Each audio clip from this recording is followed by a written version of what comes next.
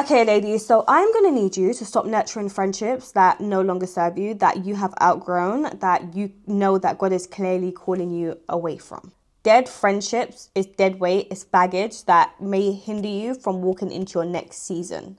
Sometimes you outgrow friends and there's nothing you can do about it. Sometimes you grow so much as a person and maybe that friend doesn't, and you just know you guys are no longer on the same level. You no longer relate. That doesn't mean you need to cast them away, call them evil, and never speak to them again, but there needs to be some form of separation so you can grow without being dragged down. And when I say dragged down, I mean whenever you meet, the conversations are never aligned. Whenever you meet, your mindsets are never aligned. Your goals in life are never aligned. Your faith is not aligned.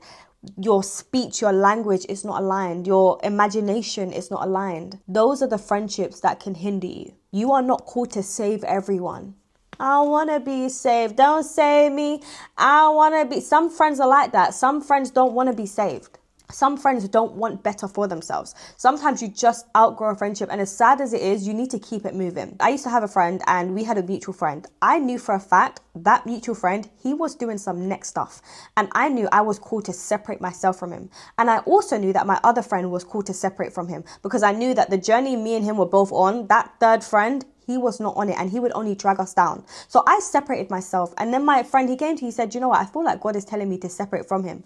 I knew that God was calling him to separate from him for years. However, I'm not saying anything. I've separated myself and I've kept it pushing, and my life has elevated ever since I separated from him.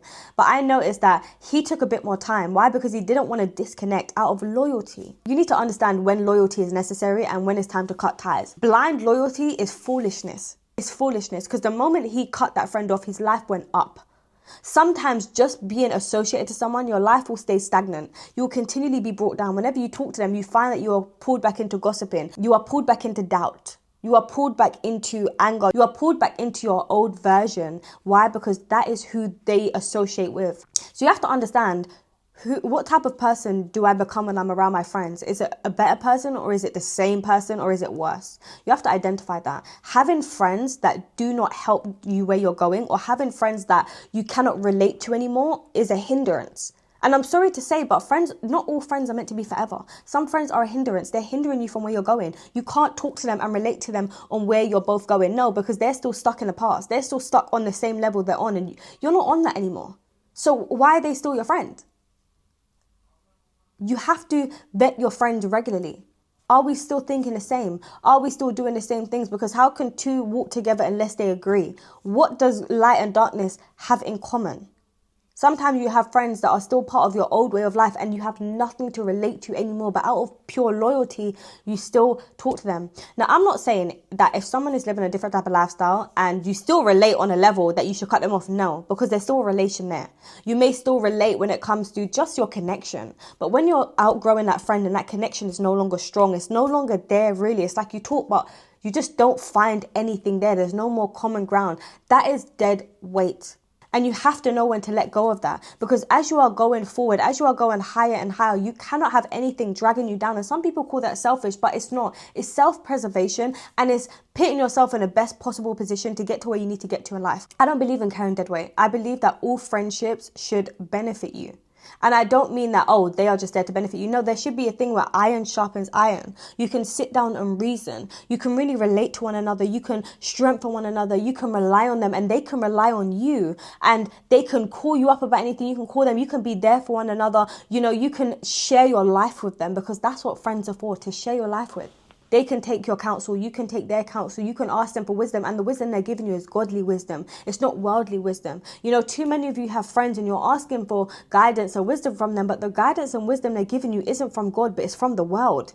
And, you know, are you able to discern where their advice, their wisdom comes from? Because you need to learn, are they even in tune with God? Are they walking with God? And if they're refusing to do what you're doing in terms of walking with God, bettering yourself, then you need to ask yourself, is this a friendship that I want to continue to nurture?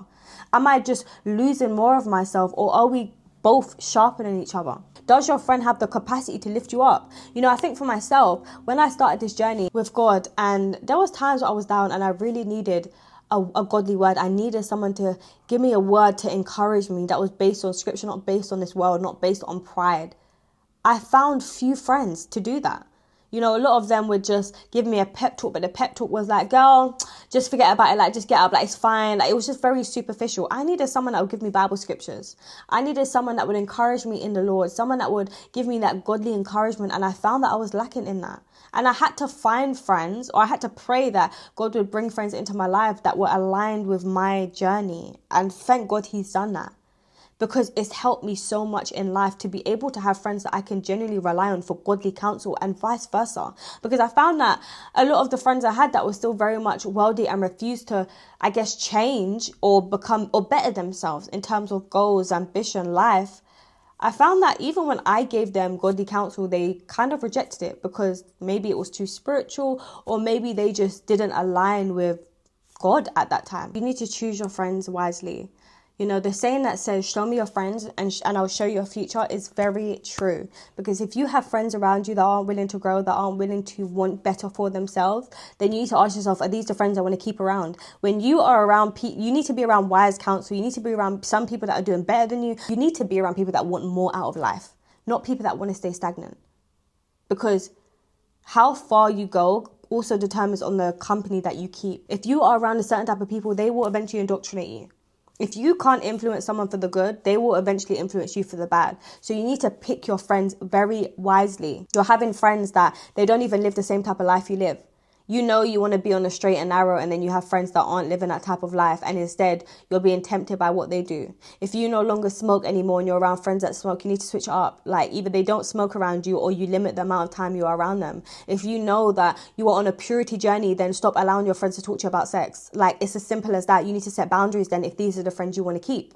Because you need to be careful of what you hear. If you know that you just don't care for gossip anymore, stop entertaining gossip with friends, or stop talking to friends that constantly gossip to you. You know, I'm so over friends that are always negative, always want to pick a fight with random people, always want to just talk bad about people, because that is not where I am in life. And I don't care to be there. I don't care what I don't care what they want to do or what they want to talk about. That's not for me to judge, but I just don't care to do that for myself. So whenever I find that is around me, I'm instantly turned off and I want to leave. Because that is not me anymore. And being so strong in who you are means that you are able to say no to certain people. Like, no, this is not who I am. I don't care for this. I don't actually want to talk about it. And you don't feel the need to people please. Because your friends can determine how far you go in life. You'll find that you'll stay on the same level as your friends because you haven't been around people that will motivate you into better.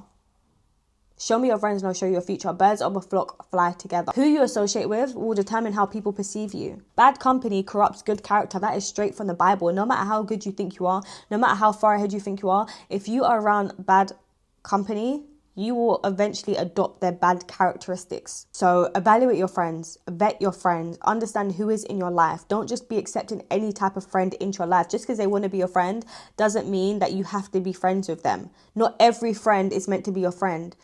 Pick your friends wisely. Just because someone's trying to be nice to you, oh, let's go out. Should you go out with them? Why are you going out with them? What is the purpose of you two going out? One thing about me, I vet people very, I